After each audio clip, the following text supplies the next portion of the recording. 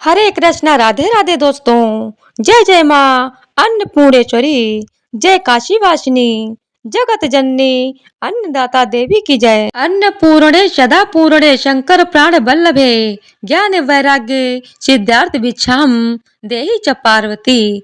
हे जगन्य माता अन्नपूर्णा, आप सदा पूर्ण हैं, सदा देने वाली हैं, शिव की प्राण बल्लभा हैं। आपसे ही संसार को अन्न समृद्धि और जीवन प्राप्त होता है।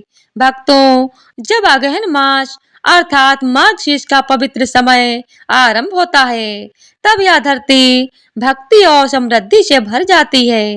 यह महीना स्वयं भगवान श्री कृष्ण का प्रिय मास माना गया है, क्योंकि गीता में उन्होंने कहा, मासानम मार्गशीर्षोऽहम्, अर्थात महीनों में मैं मार्गशीर्ष हूँ। इस मास के प्रत्येक शुक्रवार को मां अन्नपूर्णा की आराधना का विशेष विधान बताया गया है। कहते हैं कि जो श्रद्धा भक्ति और सच्चे मन से इस दिन माँ की कथा सुनता है, उसके घर से कभी अन्न की कमी नहीं होती। उसका परिवार सुख शांति और तृप्ति से भर जाता है। इस मास के शुक्रवार विशेष रूप से मां अन्नपूर्णा को समर्पित माने गए हैं। वे देवी जो संसार के हर प्राणी के मुख में अन्न का स्वाद और जीवन में तृप्ति का भाव भरती हैं। मां अन्नपूर्णा केवल अन्न देने वाली नहीं, बल्कि वह शक्ति हैं जो भूख मिटाकर संतोष प्रदान करती हैं। एक समय की बात है, कैलाश पर्वत पर भगवान शंकर और माता पार्वती निवास करते थे। एक दिन माता पार्वती ने भगवान शंकर से पूछा, स्वामी, संसार में अन्न का क्या महत्व है? क्या यह भी माया का ही हिस्सा है? भगवान शंकर मुस्कुराए और बोले, देवी, यह सब संसार माया है, अन्न भी उसी का माया का अंश है। आत्मा ना तो अन्न से जीवित रहती है और ना उसके बिना मरती है। माता पार्वती ने गंभीर स्वर में कहा, यदि अन्न माया है तो संसार कैसे चलेगा? भगवान बोले, यह शरीर नश्वर है, इसकी भूख प्यास अस्थाई है। माता पार्वती मौन हो गईं और उन्होंने निश्चय किया कि संसार को दिखाएंगी कि अन्न का कितना महत्व है। उन्होंने संपूर्ण जगत से अन्न को अदृश्य कर दिया। धरती सूख गई, खेत बंजर हो गए, वृक्ष मुरझा गए, मनुष्य और प्राणी भूख से व्याकुल हो गए। संसार में हाहाकार मच गया, पूजा पाठ रुक गया। भगवान शिव ने यह देखा तो चकित हुए, ध्यान लगाया और जाना कि यह माता पार्वती की लीला है। तब उन्होंने भिक्षाटन का रूप धारण किया, हाथ में भिक्षा पात्र लिया और अन्न की खोज में निकल पड़े। अतः वे काशी पहुंचे, जहां माता पार्वती ने अन्नपूर्णा का दिव्य रूप धारण किया था। उनके सामने सुवर्ण कलशों में अन्न भरा था। देवता और ऋषि वहां अन्न ग्रहण कर रहे थे। स्वयं भगवान शंकर ने झोली फैलाकर कहा, माँ, मैं भिक्षुक बनकर आया हूँ, मुझे भिक्षा दो। माता मुस्कुराई, प्रभु, आपने ही तो कहा था कि अन्न माया है, आप माया की भिक्षा क्यों चाहते हैं? भगवान बोले, देवी, अब मुझे ज्ञात हुआ कि अन्न ही जीवन का आधार है, अन्न ही धर्म का मूल है। माता ने प्रेम पूर्वक अन्न देकर कहा, जहाँ अन्न का सम्मान होगा वहाँ धर्म रहेगा, जहाँ भूख मिटेगी वहाँ भक्ति फलेगी। मैं अन्नपूर्णा जीवन की जननी हूँ। भगवान शिव ने कहा, देवी, तुम सदा काशी में निवास करो और संसार को अन्न प्रदान करती रहो। जो तुम्हारा नाम लेगा उसके घर में कभी अन्न की कमी नहीं होगी।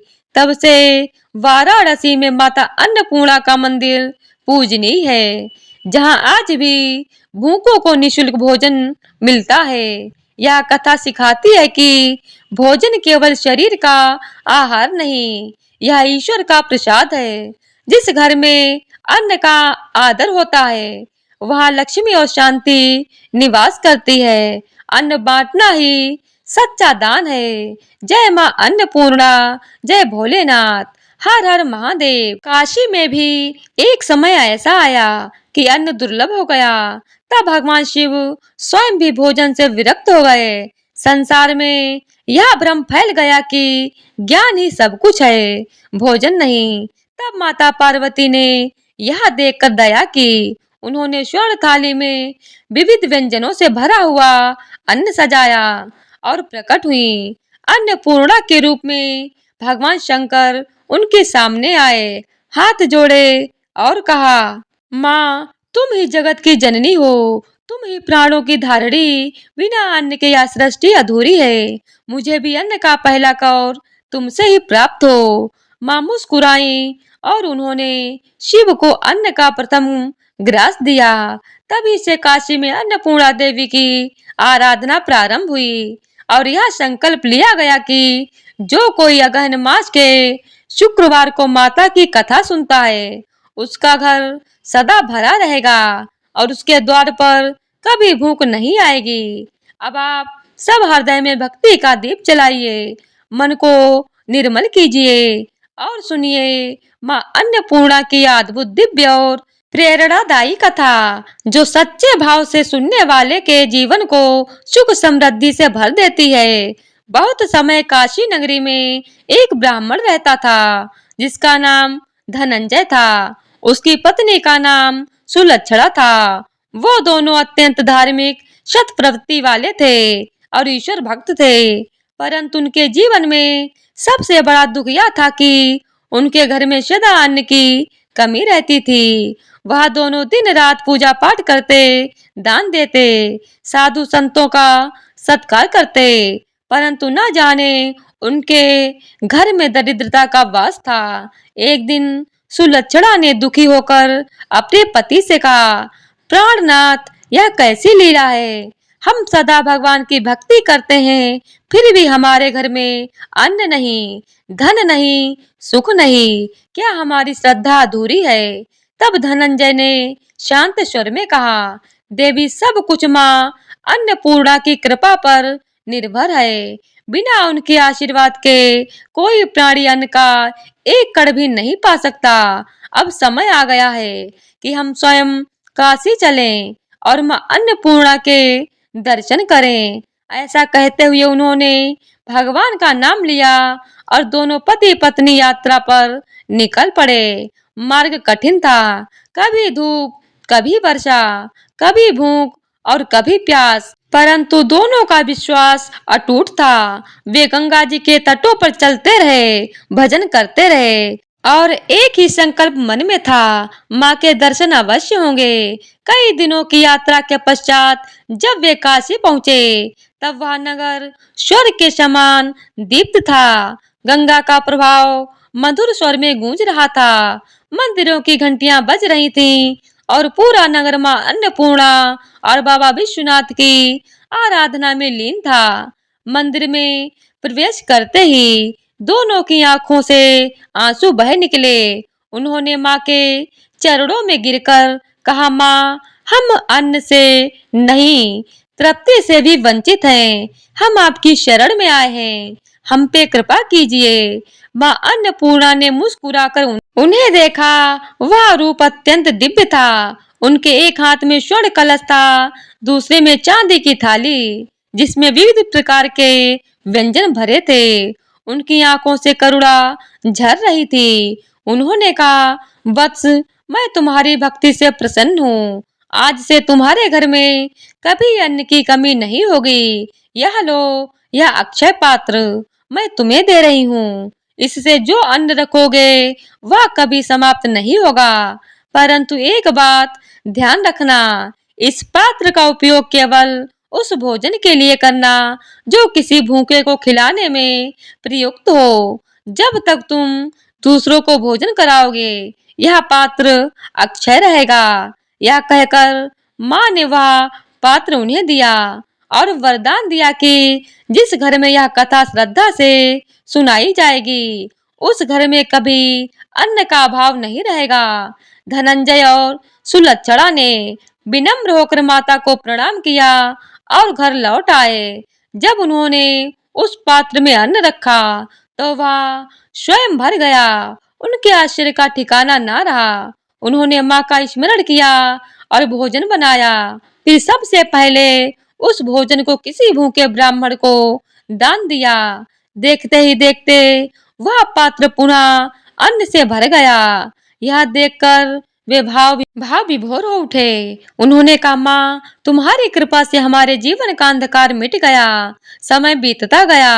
अब उनके घर में अन्न, धन, गाय और वैभव सब आने लगा, लेकिन वे अहंकार रहित रहे और सदैव विनम्रता से माँ अन्नपूर्णा की पूजा करते रहे। हर शुक्रवार को वे कथा का पाठ करते, दीपक जलाते और प्रसाद बांटते। धीरे धीरे उनके घर का नाम पूरे नगर में फैल गया। लोग दूर दूर से माँ की महिमा सुनने आते। एक दिन एक निर्धन स्त्री आई जिसके घर में कई दिनों से अन्न नहीं पका था। उसने कहा, ब्राह्मण देव, मेरे घर में भूख ने डेरा डाल दिया है। क्या माँ मुझे भी कृपा करेंगी? धनंजय ने मुस्कुराकर कहा, माता अन्नपूर्णा का आशीर्वाद पाने के लिए केवल श्रद्धा चाहिए, धन नहीं। तुम भी शुक्रवार को उपवास रखो, कथा सुनो, दीपक जलाओ और किसी भूखे को अन्न खिलाओ। उस स्त्री ने वही किया। अगले दिन उसके द्वार पर अनाज की बोरियां पड़ी थीं। किसी ने नहीं जाना कि वे कहां से आईं। सबने समझा यह माँ अन्नपूर्णा की लीला है। धीरे धीरे उस नगर में हर कोई माँ अन्नपूर्णा की भक्ति में लीन हो गया। मंदिरों में दीपक जलने लगे, घरों में प्रसाद बनने लगा और हर शुक्रवार को कथा सुनाई जाने लगी। माँ की कृपा से उस नगर में किसी ने भूख का नाम तक नहीं सुना था। अब एक दिन काशी में स्वयं भगवान शिव आए और धनंजय के घर पहुंचे। उन्होंने कहा, वत्स, तुम्हारी भक्ति ने मुझे प्रसन्न किया है। जान लो, माँ अन्नपूर्णा केवल तुम्हारे घर में नहीं बल्कि हर उस हृदय में विराजमान है जो दूसरों को भोजन कराता है। धनंजय ने नतमस्तक होकर कहा, नाथ, हमने तो सब कुछ माँ की कृपा से पाया है। हमारी एक ही कामना है कि यह कथा संसार के हर घर तक पहुँचे। तब भगवान शिव ने कहा, जो अगहन मास के शुक्रवार को यह कथा सुनाएगा या सुनेगा, वह जन्म जन्मांतर तक दरिद्र नहीं होगा। उसके कुल में कभी अन्न की कमी नहीं होगी। भक्तों, तभी से यह परंपरा चली आ रही है कि मार्गशीर्ष मास के शुक्रवार को माँ अन्नपूर्णा की कथा सुनी जाती है। इस दिन व्रत करने का भी विशेष फल बताया गया है। प्रातः स्नान कर शुद्ध वस्त्र धारण करें, माँ अन्नपूर्णा की प्रतिमा स्थापित करें, दीपक जलाएं, पुष्प, चावल, फल अर्पित करें और मन में यह भाव रखें, माँ, मेरे घर का अन्न तुम्हारा है, जो भूखा है वह तुम्हारा अतिथि है। कथा के बाद माँ को खीर, गेहूं, चावल या पंच भोजन का भोग लगाएं। फिर वह प्रसाद सबमें बांटे। कहा गया है कि कथा के अंत में यह श्लोक अवश्य पढ़ना चाहिए। अन्नपूर्णे सदा पूर्णे, शंकर प्राण बल्लभे, ज्ञान वैराग्य सिद्धार्थ, भिक्षाम देहि च पार्वती। अर्थात, हे माँ अन्नपूर्णा, हे शंकर प्राण बल्लभे, हमें ऐसा अन्न दो जिससे हम न केवल शरीर बल्कि आत्मा से भी तृप्त हों। अंत में भक्तों, यह कथा में यह सिखाती है कि अन्न केवल पेट भरने का साधन नहीं बल्कि परम कृपा का प्रतीक है। जब हम किसी भूखे को अन्न देते हैं तो वह केवल मनुष्य नहीं, स्वयं माँ अन्नपूर्णा को तृप्त करते हैं। इसीलिए कहा गया है, जहाँ भूख मिटती है वहाँ माँ अन्नपूर्णा का वास होता है। इस प्रकार अगहन मास की शुक्रवार कथा का यह पवित्र स्वर्ण हर उस व्यक्ति के लिए कल्याणकारी है जो तृप्ति, शांति और समृद्धि की कामना रखता है। जय माँ अन्नपूर्णेश्वरी, जय काशी वासिनी देवी की जय। अब सुनिए भक्तों, माँ अन्नपूर्णा की यह दिव्य व्रत कथा जो सच्चे भाव से सुनने वाले के जीवन को सुख समृद्धि से भर देती है। प्रिय भक्तगणों, प्राचीन काल की बात है। पुरुषोत्तमपुर नामक ग्राम में एक बहुत धर्मात्मा सेठ जी रहा करते थे। उनके 5 पुत्र और एक सबसे छोटी पुत्री थी और उसका नाम गौरी था। सेठ जी का भरा पूरा परिवार था। सेठ जी ने अपने सभी 5 पुत्रों का विवाह कर दिया और जब छोटी बेटी गौरी विवाह योग्य हुई तो उन्होंने उसका विवाह एक दूसरे नगर के अपने ही समान धनी परिवार में कर दिया। अब सेठ जी की पुत्री गौरी दुल्हन बनकर जिस घर में गई उसका पति अपने माता पिता का इकलौता पुत्र था। अब गौरी बड़े ही प्रेम प्रसन्नता पूर्वक अपने ससुराल में रहने लगी। गौरी बड़ी ही सदाचार गुणवान तथा रूपवती थी। एक दिन की बात है, जब 1.25 महीना हो गया तब सास ने गौरी को रसोई संभालने के लिए जिम्मेदारी दी। रसोई की सारी बातें समझा दी। गौरी अपनी सासू माँ का पांव छूकर रसोई में प्रवेश करती है। तब सास ने कहा, बहू रोज सुबह जल्दी उठकर पूजा पाठ करके रसोई में प्रवेश करना, फिर खाना बनाना। रोटी बनाते समय पहली रोटी गाय को और अंतिम रोटी कुत्ते के लिए बनाना मत भूलना। इस प्रकार सास ने गौरी को सब कुछ समझा दिया। अब देखिए, गौरी 4 लोगों के लिए खाना बनाती है और खाना बनाकर अपने पूरे परिवार को खिलाती है। जब अंत में खुद खाने के लिए बैठी तब वह देखती है कि उसके लिए तो रोटी बची ही नहीं है। अब क्या करे? वह दाल चावल और सब्जी खाकर पानी पी लेती है। अब जब शाम होती है तब गौरी ने सुबह से ज्यादा आटा लगाया और रोटी सब्जी बनाकर रख देती है। जब रात्रि में सब लोग खा लेते हैं तो फिर से जब गौरी खाने के लिए बैठी और रोटी का डिब्बा खोलती है तो उसमें एक भी रोटी नहीं थी। यह देखकर उसे बड़ा ही आश्चर्य होता है कि उसने तो सुबह से भी ज्यादा आटा लगाया था लेकिन रोटियां बची नहीं। अब वह सिर्फ सब्जी खाकर पानी पीकर सो जाती है।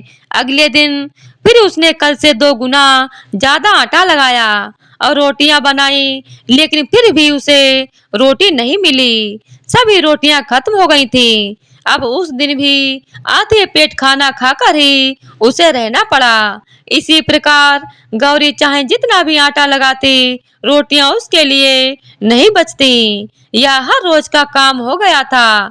वह सोचने लगी, आखिर कौन नहीं चाहता कि मैं रोटियां नहीं खाऊं, मेरा पेट ना भरे। गौरी इस आस में आटा ज्यादा लगाती थी कि किसी न किसी दिन तो उसे रोटियां मिलेंगी, किंतु ऐसा नहीं होता।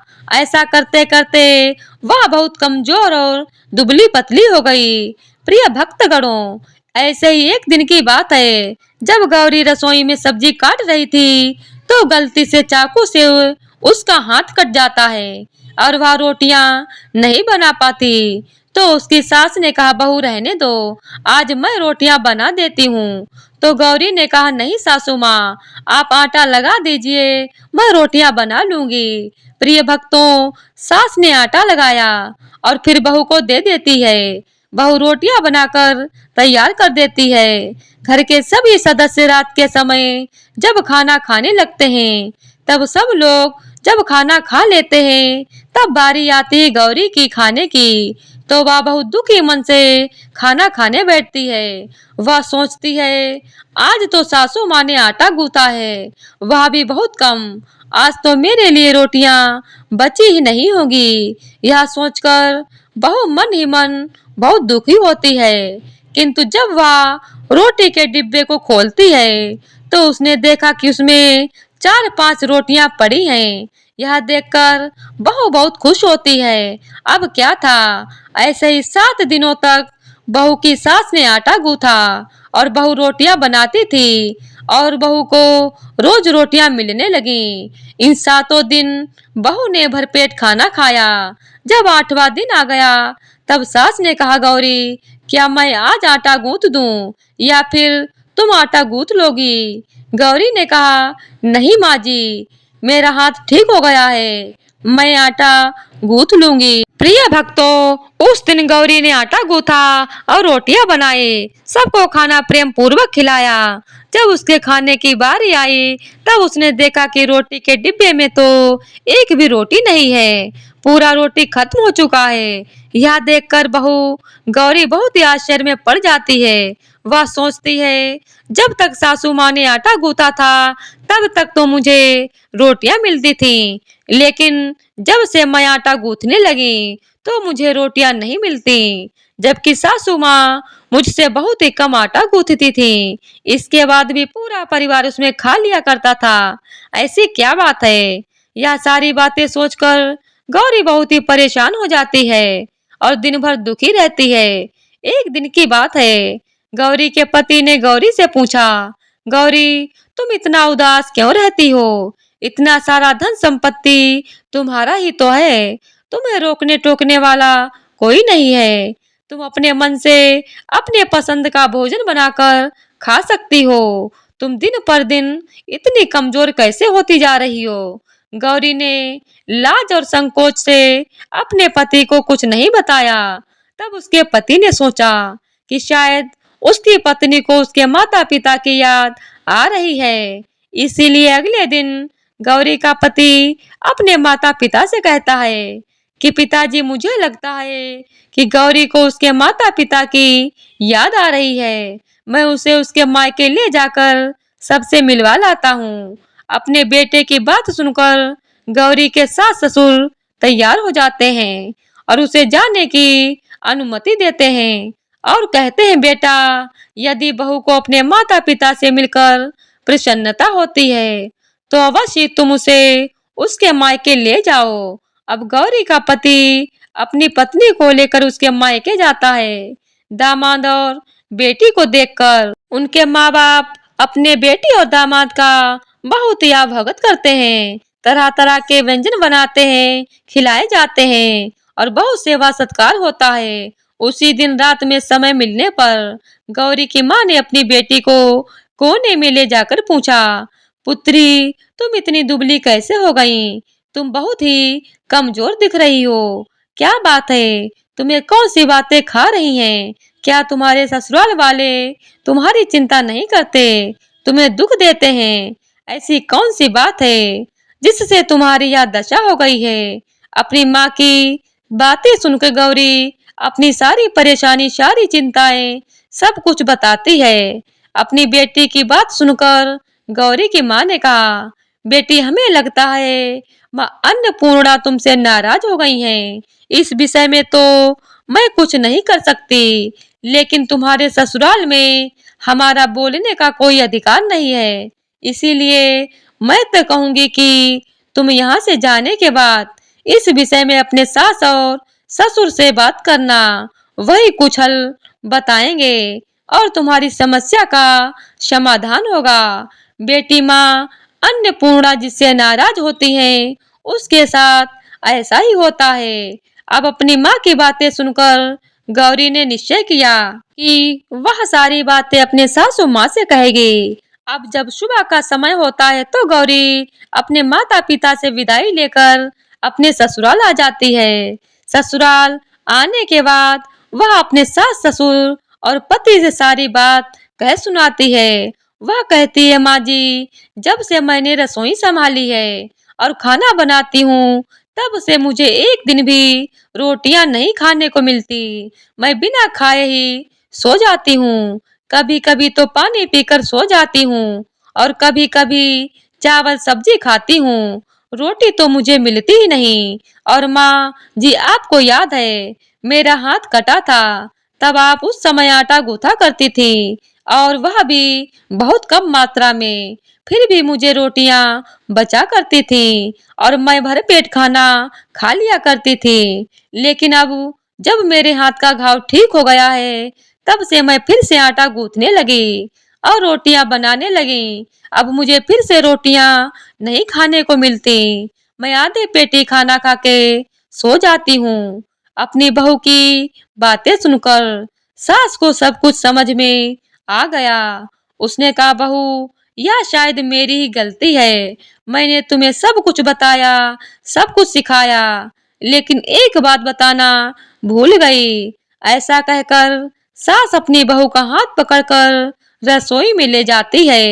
एक परात में आटा निकालकर उस आटे को अच्छे से गूंथती है। गूंथने के बाद उस गूंथे हुए आटे पर अपने उंगलियों के 5 छाप लगा देती है और कहती है, बहू, यह माँ अन्नपूर्णा का छाप होता है, उसका चिन्ह माना जाता है। आटा लगाने के बाद कोई भी स्त्री इस तरह छाप लगाती है तो उसके घर में बरकत होती है। इसका अर्थ यह है कि माँ अन्नपूर्णा की कृपा सभी परिवार वालों पर बरसे और कोई भी सदस्य भूखे पेट ना सोए। बहू, मैं तुम्हें ऐसा बताना भूल गई। आज से तुम आटा लगाते वक्त आटे पर अपने 5 उंगलियों का छाप छोड़ देना और माँ अन्नपूर्णा तुम्हारे ऊपर अवश्य कृपा करेंगी। तुम कभी भी खाली पेट या भूखे पेट नहीं सोओगी। यह बरकत का चिन्ह होता है। अब अपने सासू माँ की बात सुनकर बहू हर रोज आटा गूंथती और फिर उस पर अपने 5 उंगलियों की छाप छोड़ देती और फिर रोटियां बनाती। अब बहू को भी हर रोज रोटियां मिलने लगी। वह पेट भर के भोजन करने लगी और स्वस्थ भी हो गई। अन्नपूर्णा की कृपा उस पर बरसने लगी। उसके हाथ में माँ अन्नपूर्णा का वास हो गया। घर पर कोई भी सदस्य भूखा नहीं रहता और जो कोई मेहमान आता या कोई भी भिक्षुक आता उसे भी वह खाना खिलाकर ही घर से विदा करती। इस प्रकार बहू के ऐसा करने से उसके घर में बरकत होने लगी, अन्न की वर्षा होने लगी। तो प्रेम से बोलिए, जय जय माँ अन्नपूर्णेश्वरी, जय काशी वासिनी माता की जय। जय श्री हरि विष्णु, जय अन्नपूर्णा माता की जय हो। ऐसे ही और भी रोचक और आध्यात्मिक वीडियो के लिए चैनल को सब्सक्राइब कर लें। दोस्तों, आपको यह कथा कैसी लगी कृपया कमेंट करके जरूर बताएं। वीडियो पसंद आया हो तो वीडियो को लाइक करें और अपने कमेंट बॉक्स में जय श्री हरि विष्णु, जय अन्नपूर्णा माता लिखना ना भूलें। फिर मिलते हैं एक और भक्तिपूर्ण वीडियो के साथ। धन्यवाद। हरे कृष्णा, राधे राधे।